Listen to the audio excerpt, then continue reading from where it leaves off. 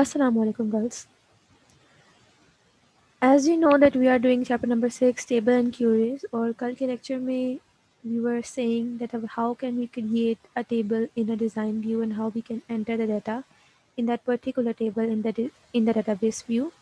Similarly कल जब मैं आपको design view का बता रही थी तो उसमें 3 main parts थे.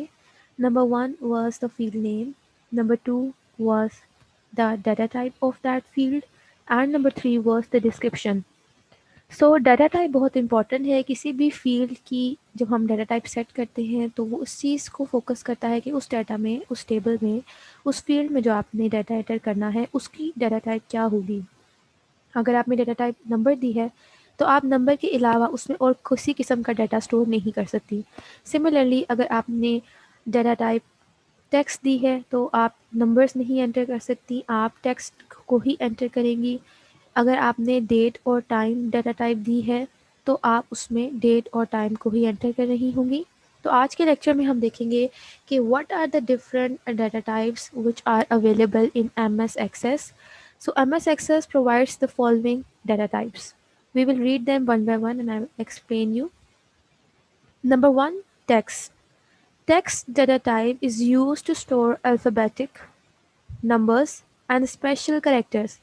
अगर आपने अपनी फील्ड की डाटा टाइप टेक्स्ट सेट की है तो इसका मतलब है कि आप उसमें अल्फ़ाबेट्स मतलब ए से जी तक, कैपिटल और small, numbers 0 to 9 and special characters underscore, dollar, ampersand इस तरह के साइंस को यूज़ कर सकती हैं. It can store up to 255 characters. आपका एक टेक्स्ट 255 करेक्टर्स पे कंसिस्ट कर सकता है. If the length of text field is not specified, the default setting is 50 characters.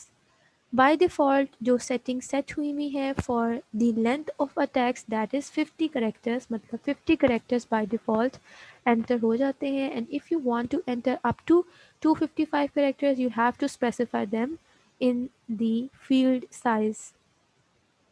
Moving towards the second data type, that is memo.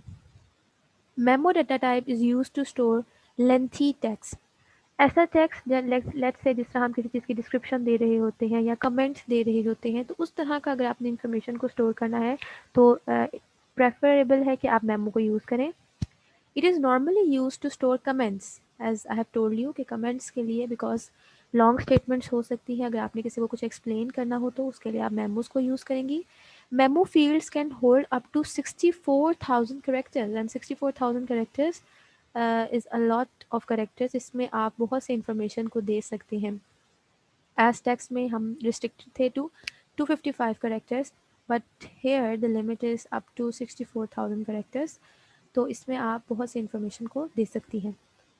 Third data type is numbers. Numbers की data type से show हो रहा है कि इसमें numerical data enter होगा 0 to 9. Number data type is used to store numeric data. The fields with number data type can be used in mathematical calculations. अगर आपने अपने नंबर रखा है अपनी डाटा टाइप को तो इसका मतलब है कि आप उस डाटा के ऊपर न्यूमेरिकल मैथमेटिकल कैलकुलेशंस परफॉर्म कर सकती हैं. मैथमेटिकल कैलकुलेशंस कौन सी होती हैं? You can sum, you can count. Similarly, if you want to find the maximum value, if you want to find the minimum value, if you want to find the average value, you can also do that. But ज़रूरी है कि उसके लिए जो आपकी data type हो वो numbers हो. आप टेक्स्ट पे या मेमोज पे ऐसा नहीं कर सकती हैं. जब आपने सी लैंग्वेज पढ़ी थी तो आपने डिफरेंट डाटा टाइप पढ़ी थी, इंट, करेक्टर, फ्लोट. तो इसी तरह यहाँ पे भी आपके पास डाटा टाइप मेंशन है. अगर आपने नंबर्स में बाइट डाटा टाइप को स्टोर किया है तो इसका मतलब है कि आप 0 से लेकर 255 वैल्यूज़ के अंदर नंबर को यूज़ कर सकती हैं. और ये कितनी साइज़ लेगा इन बाइट्स? 1. अगर आपने इंटीजर को स्टोर किया है, इंटीजर को सेट किया है तो -327682 +32767 तक ये वैल्यूज़ को ले सकता है. और साइज़ इन बाइट्स कितने लेगा ये? 2 बाइट्स. अगर आपने लॉन्ग इंटीजर सेट किया है तो -21474836482 +21474836447 ये भी जो साइज़ लेगा बाइट में वो 4 बाइट्स होंगी. अगर आपने सिंगल डाटा टाइप को मेंशन किया है तो you can see -3.14 into 10⁻38 to +3.14 into 10⁻38 and as you can see कि यहाँ पे हमने डेसिमल्स को इंक्लूड किया है, फ्लोटिंग नंबर इंक्लूड हुए हैं। तो कितना साइज ये लेगा in bytes, that would be 4 byte. Double आपकी अगर डेटा टाइप है तो वो आप देख सकती हैं कि -1797 इंटू 10⁻308 टू +1797 इंटू 10⁻308। काफ़ी लंबा नंबर है ये, काफ़ी बड़ा नंबर है ये। और ये कितनी साइज़ लेगा आपकी मेमोरी में? 8 byte. 8 byte is a huge number. The byte, integer and long integer data type cannot store decimal values. जो first three हैं, as you can see, byte, integer और long integer, उनमें आप decimal values को store नहीं कर सकती. If you need to store values with up to 4 decimal places only, use the currency data type in preferences to single or double number fields. जो single और double number fields हैं उनके through भी आप decimal numbers को, decimal values को database में store कर सकती हैं। लेकिन अगर आपने अप टू 4 डेसिमल वैल्यूज़ का मतलब है कि पॉइंट के बाद 4 प्लेसेस तक डाटा को लिखना है, तो उसके लिए प्रेफरेबल है कि आप करेंसी डाटा टाइप को यूज़ करें। ज़रूरी अच्छा नहीं है कि आप single and double data type को यूज़ करें। रिकमेंड यही किया जाता है कि आप करेंसी डाटा टाइप को यूज़ करें। The fourth data type is date/time. ऐसी डाटा टाइप जो कि डेट और टाइम को स्टोर करने के लिए यूज़ होती है। MS एक्सेस का जो स्टैंडर्ड डेट और टाइम का फॉर्मेट है वो आप देख सकती हैं mm/dd/yy.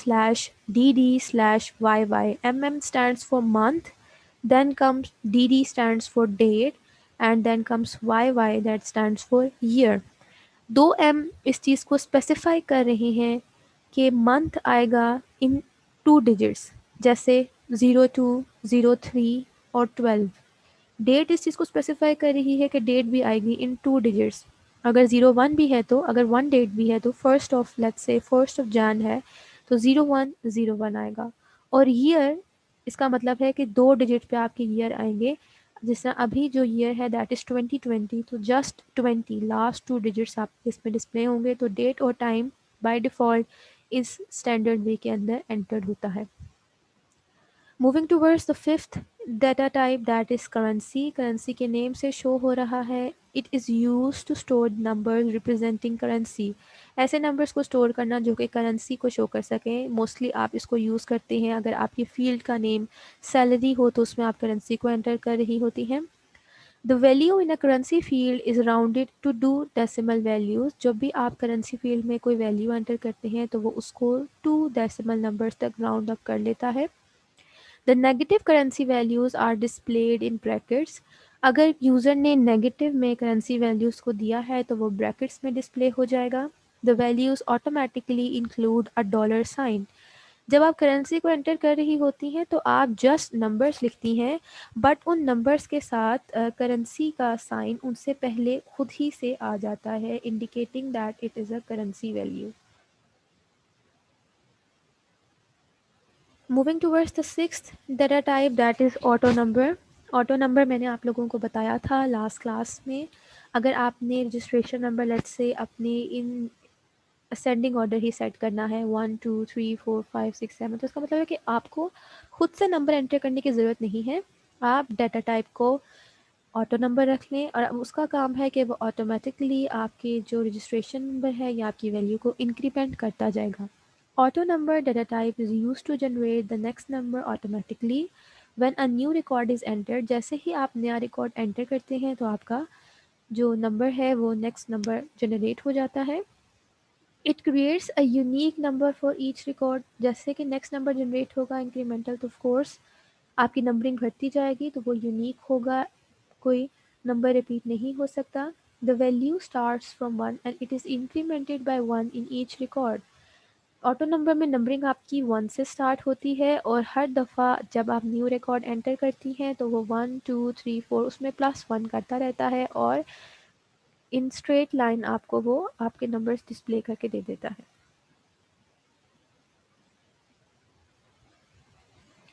Moving towards the seventh data type. Seventh data type है आपकी येस और नो। येस और नो ऐसी डाटा टाइप है जिसमें आपके पास सिर्फ दो वैल्यूज़ हो सकती है, मतलब एक ऐसी फिगर जिसमें आपका आंसर या तो येस में होगा या नो में होगा। येस और नो के अलावा आपके पास दो और ऑप्शंस हैं, एक ट्रू एंड फॉल्स और थर्ड वन है ऑन एंड ऑफ की।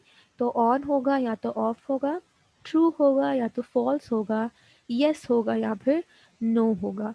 सो ये कंडीशन है yes and no data type की। OLE object. OLE object stands for Object Linking and Embedding. This data type is used to enter objects from other applications such as spreadsheets created in Excel or a picture file. ये ऐसा data type है जो कि दूसरी application से object को enter कर सकता है आपकी इस एप्लीकेशन में। लेट्स से आपने एक्सेल पे एक शीट बनाई हुई है जिसमें आपने स्टूडेंट्स के मार्क्स एंटर किए हुए हैं। अगर वो आप मार्क्स वहाँ से इस टेबल में जो आप टेबल डेटाबेस में बना रही हैं इंसर्ट करना चाहती हैं, तो उसके लिए आप उस फील्ड का डाटा टाइप रखेंगी OLE। जब आप उसका डाटा टाइप OLE रखेंगी तो इसका मतलब है कि अब ये जो डाटा को लेगा वो ऑब्जेक्ट को इम्बेड करेगा, पहले लिंक करेगा जिसके साथ जहाँ से आपने उसको लेनी है उसे लिंक करेगा उस ऑब्जेक्ट को, और फिर इम्बेड करेगा उसमें से डाटा को लेगा और आपके डेटाबेस में शो कर देगा। The ninth one data type is hyperlink. Hyperlink, as you guys know, कि hyperlink एक ऐसे लिंक होता है जो कि ब्लू की फॉर्म में होता है, जिस तरह www.facebook.com आप लिखते हैं या www.google.com आप लिखती हैं, तो दैट इज़ हाइपरलिंक। इस तरह के अगर आपने किसी फील्ड में हाइपरलिंक देना हो तो उसके लिए हम डाटा टाइप रखेंगे हाइपरलिंक को। हम मोस्टली इसको इस तरह भी दे रहे होते हैं कि हम एक टेबल में किसी दूसरे टेबल का लिंक देना चाह रही हूँ। लेट्स से मैं कहूँ कि एक फील्ड है कि you can see this table as well, आप उस लिंक से सेकंड टेबल पे चले जाएं और सेकंड टेबल की इंफॉर्मेशन को भी देख सकें। या इसके अलावा आपने कोई गूगल से इमेज ली हो फॉर योर हेल्प और आप उसका लिंक दे दें, तो उसके लिए हम यूज़ करते हैं हाइपरलिंक को। The hyperlink data type is use to store links to other files, documents और वेब पेजेस।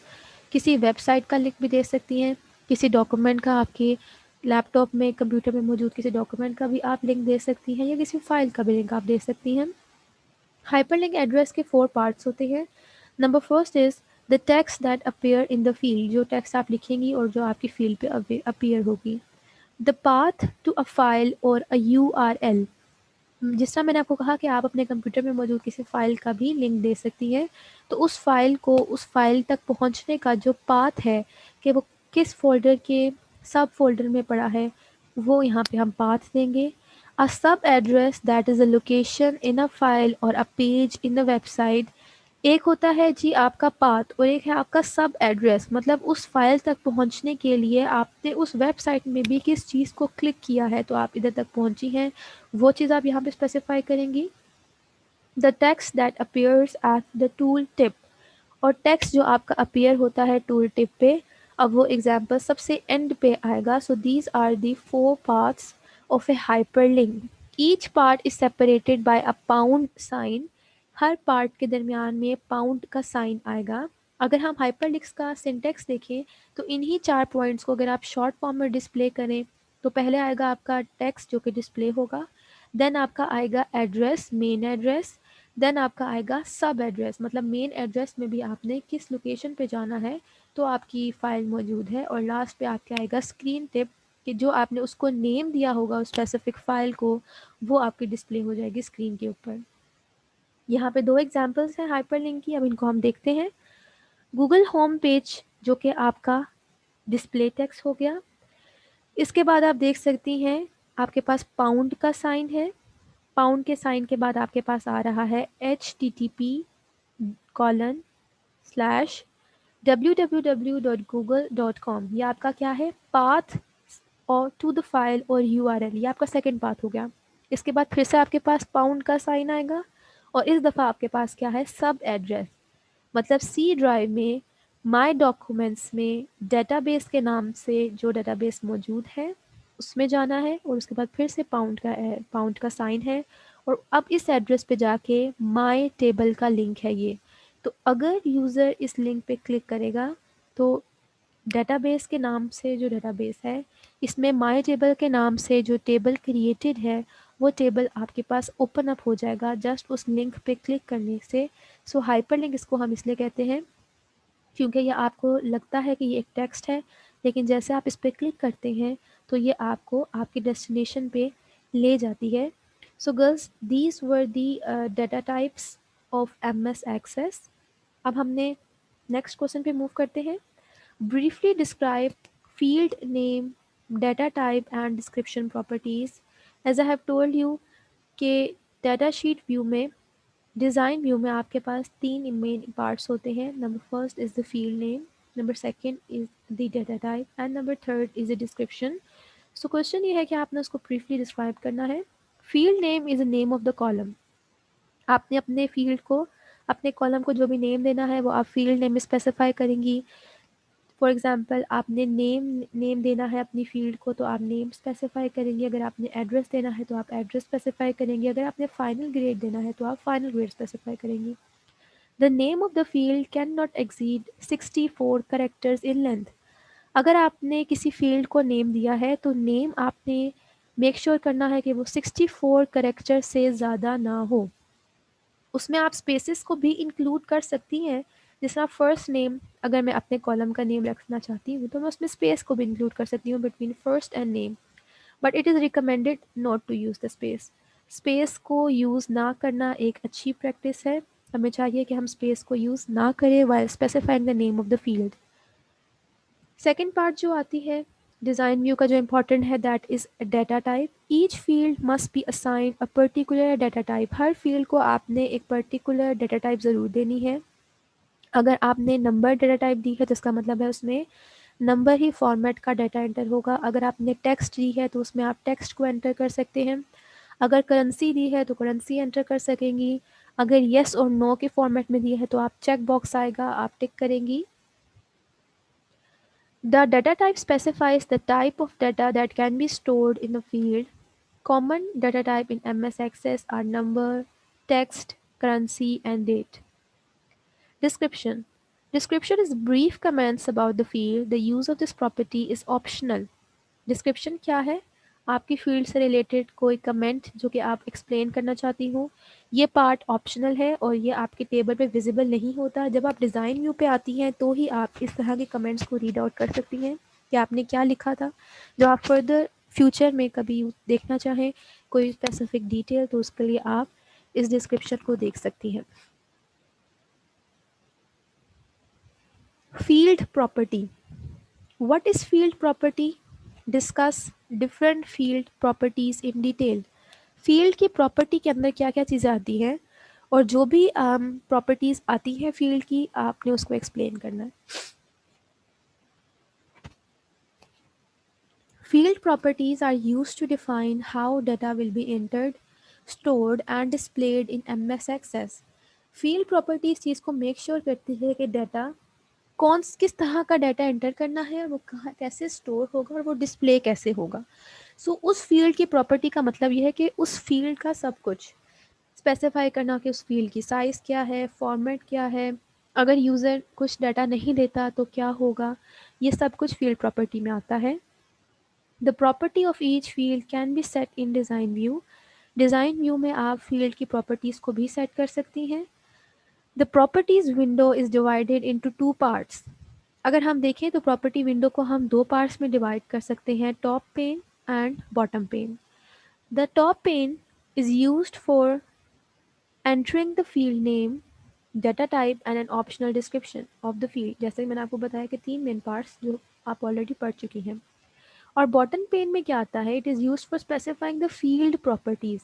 अब हमने फील्ड की प्रॉपर्टीज़ को पढ़ना है कि हम कैसे स्पेसिफाई करेंगे, तो हमारा एम्फेसिस और फोकस अब बॉटम पे होगा।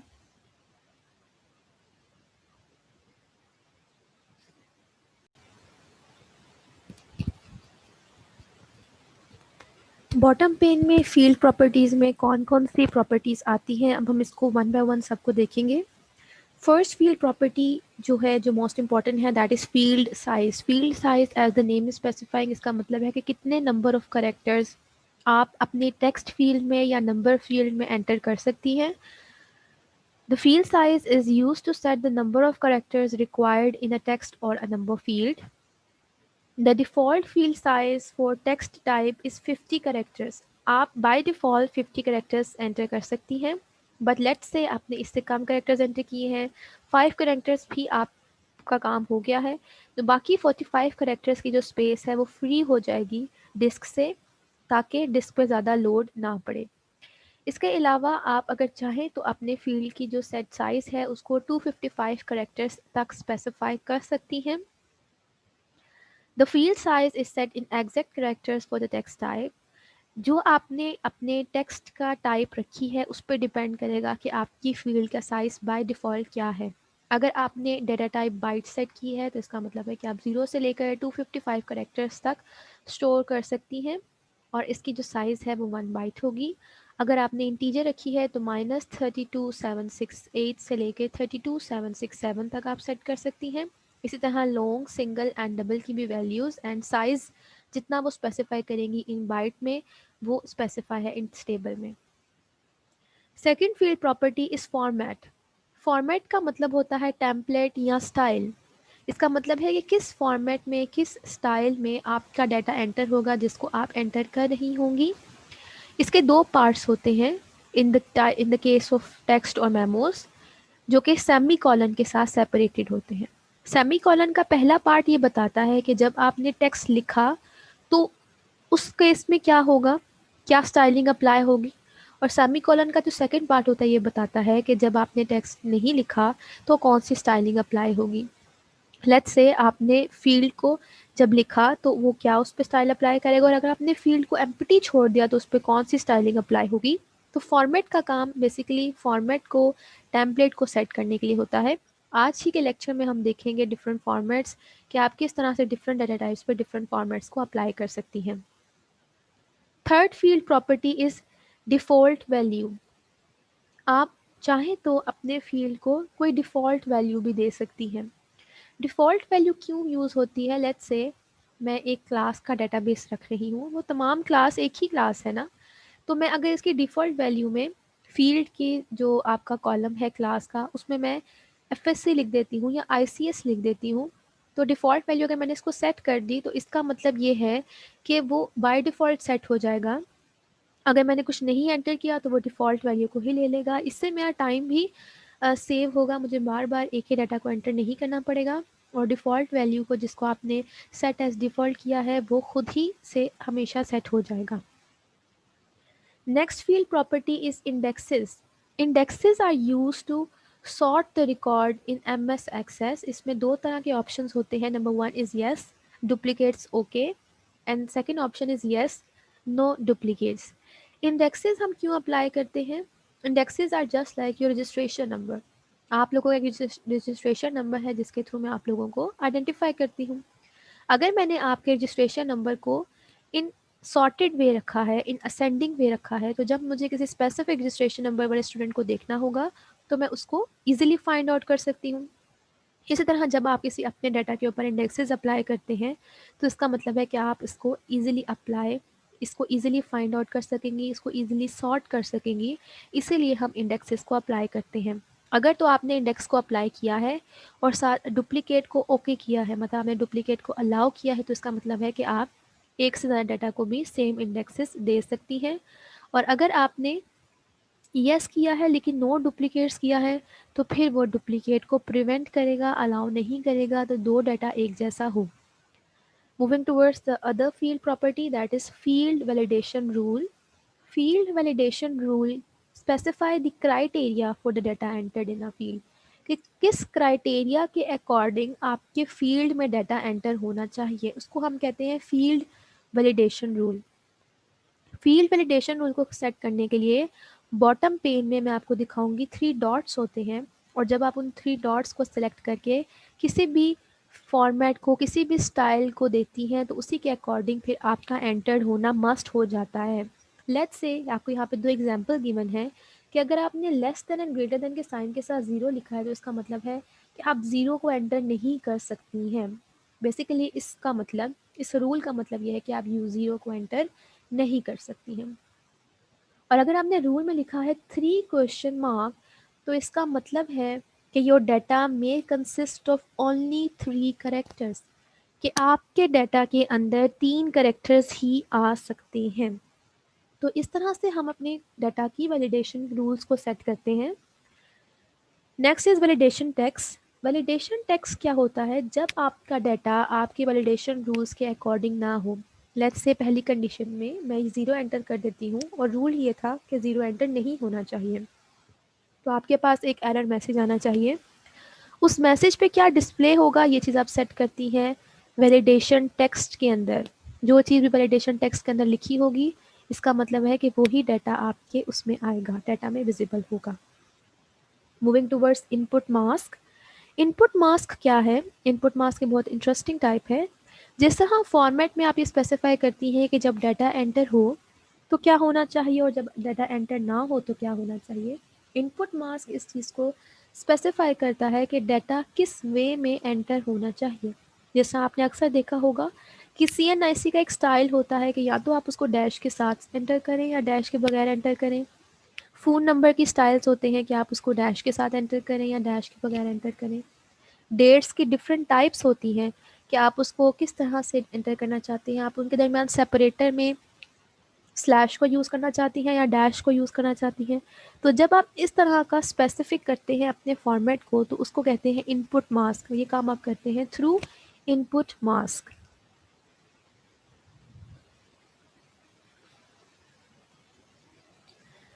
इसके अलावा अगर आप अपने फील्ड के साथ सेट कर देते हैं कैप्शन की प्रॉपर्टी को, तो कैप्शन की प्रॉपर्टी ये होती है कि आपके फील्ड का नेम क्या हो, मतलब आपके फील्ड के ऊपर जो नेम आए वो क्या आए।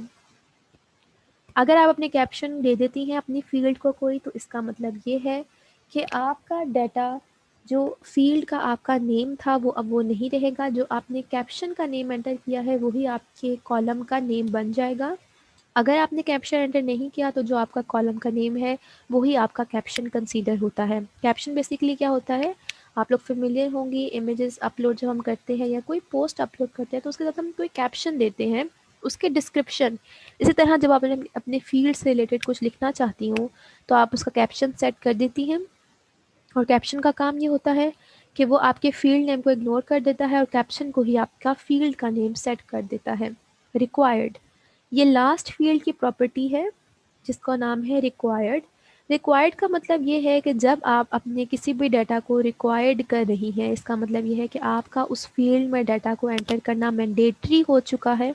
अगर आपने येस सेट किया है तो इसका मतलब है आपका डाटा एंटर करना मस्ट है।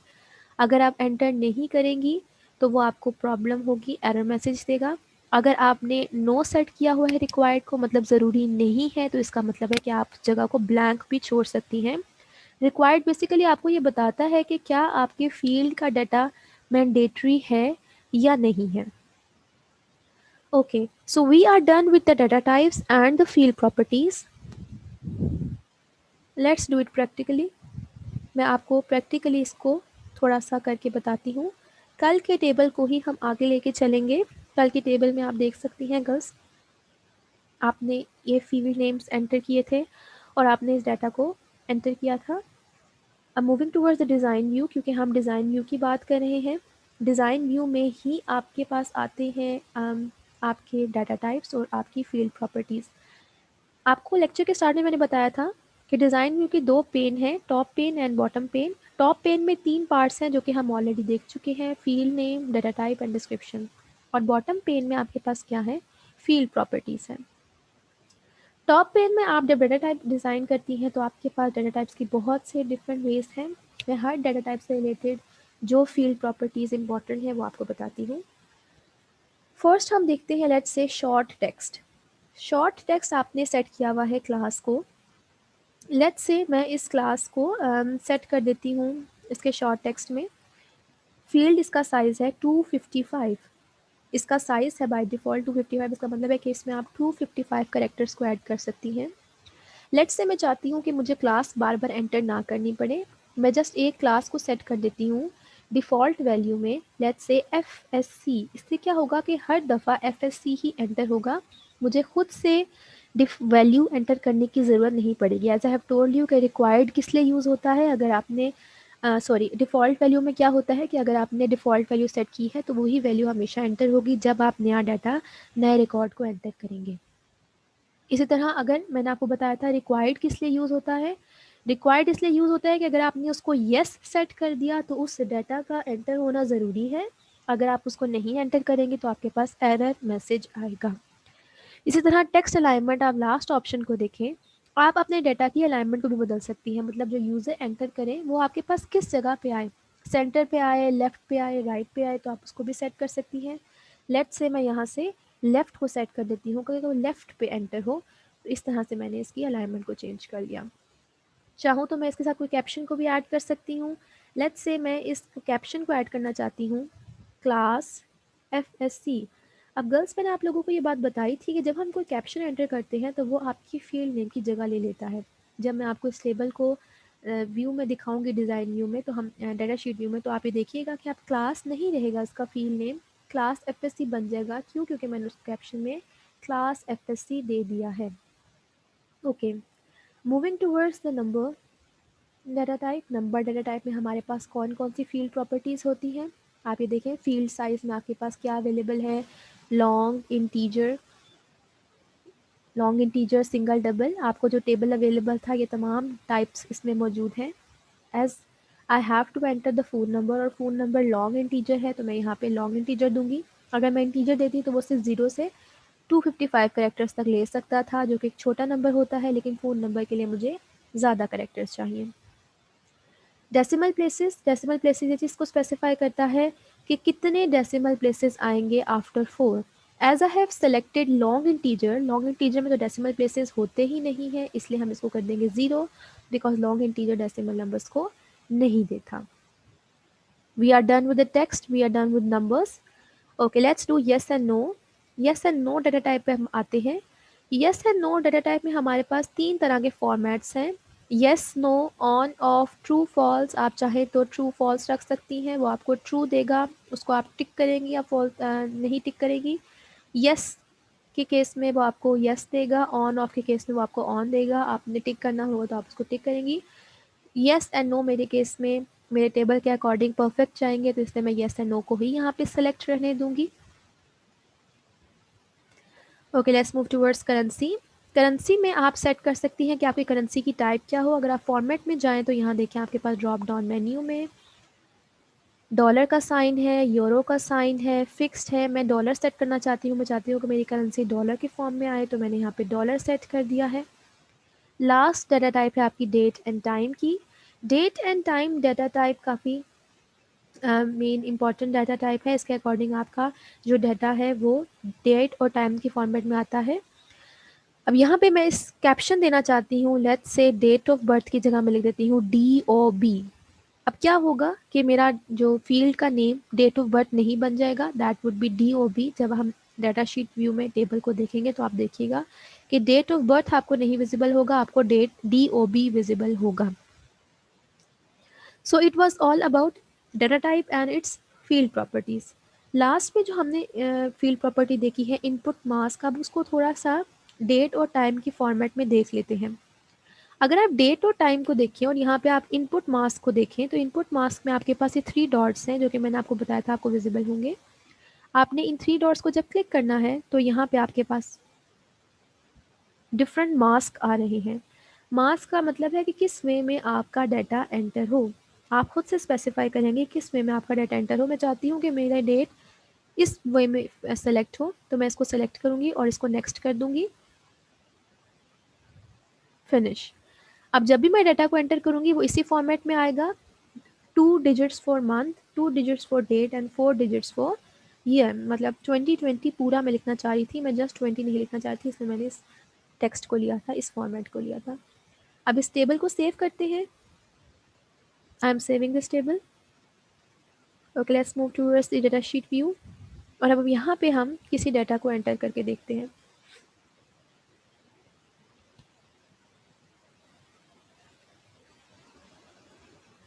आप देख सकती हैं कि गर्ल्स, मैंने क्लास एफएससी को एफएससी बाय डिफ़ॉल्ट रखा था, इसलिए यहाँ पे आपके पास एफएससी आएगा।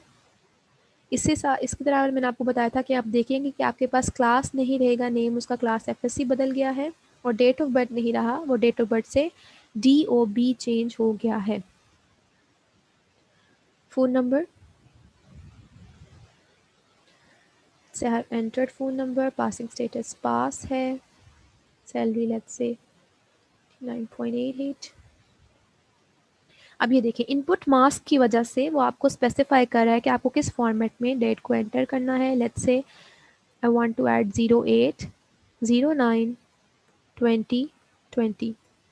डेट से रिलेटेड एक बहुत important feature, let's save it, मैं आपको बताती हूँ। डिज़ाइन व्यू में अगर आप जाएंगी और डेट एंड टाइम पे आपके पास आएंगी तो ये आपके पास लास्ट में लिखा हुआ है शो डेट पिकर। अगर आप इस पे जाती हैं और यहाँ से जाके इसको 4 डेट्स सेट कर देती हैं, and if you come back to your table,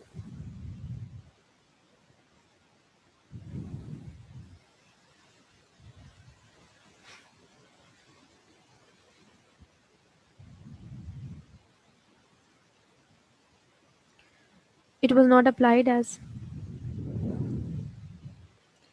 we have already applied an input mask. Okay, let's save it. Moving towards the date sheet view. Okay, अब गर्ल्स अगर आप देखें तो यहाँ पे आपको ये डेट पिकर नज़र आएगा क्योंकि मैंने डेट पिकर को इनेबल कर दिया है। अब इस दफ़ा होगा कि आपके खुद से डेट एंटर करने की बजाय डेट पिकर पे आप जाके जस्ट डेट को सेलेक्ट करेंगी तो आपका डेट ऑटोमेटिकली आपके डेट टेबल के अंदर आ जाएगा। So date picker is also a very convenient way to enter dates in a table. So this was all about today's lecture. आज के लेक्चर में हमारा एम्फेसिस किस चीज़ पे था कि बेसिकली डेटा टाइप्स कौन सी हैं और फील्ड प्रॉपर्टीज़ क्या हैं। फील्ड प्रॉपर्टीज़ आपके सेट करने के लिए होती है कि डाटा किस फॉर्मेट में किस स्टाइल में एंटर हो, उसका साइज़ क्या हो, क्या उसका एंटर होना मैंडेटरी है या नहीं है, इस तमाम तरह की इंफॉर्मेशन को हम देख रहे होते हैं इन field properties. So I hope the lecture is quite clear to you. We are ending this lecture here.